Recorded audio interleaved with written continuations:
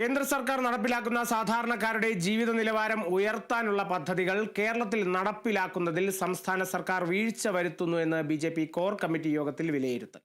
രാഷ്ട്രീയ വൈരാഗ്യം വെച്ച് സംസ്ഥാനത്ത് കേന്ദ്ര പദ്ധതികൾ സർക്കാർ നടപ്പിലാക്കുന്നില്ല.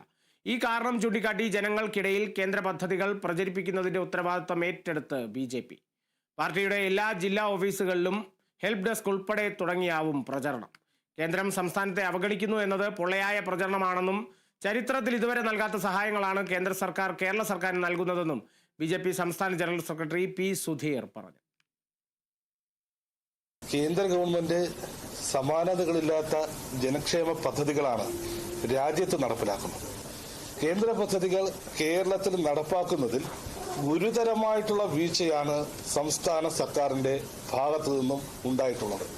കേന്ദ്രം എവിടെയാണ് കേരളത്തെ അവഗണിച്ചത്?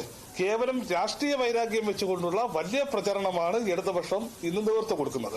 അതായത് കേന്ദ്രം കേരളത്തെ അവഗണിക്കുന്നു എന്ന് പറയുന്ന ഈ പൊള്ളയായ പ്രചരണത്തിന്റെ പൊള്ളത്തരം തുറന്നു കാട്ടുവാൻ, യാഥാർത്ഥ്യം ജനങ്ങളെ അറിയിക്കുവാനായി വസ്തുതകൾ നിരത്തിക്കൊണ്ടുള്ള വലിയ പ്രചരണ പരിപാടികൾ, സമ്പർക്ക പരിപാടികൾ പാർട്ടി ആസൂത്രണം ചെയ്തിട്ടുണ്ട്. ഇപ്പോൾ നമ്മൾ ജില്ലാ കേന്ദ്രത്തിൽ നമ്മൾ ഹെൽപ്പ് ഡെസ്ക് ഇപ്പോൾ നമ്മൾ തുടങ്ങിയിട്ടുണ്ട്.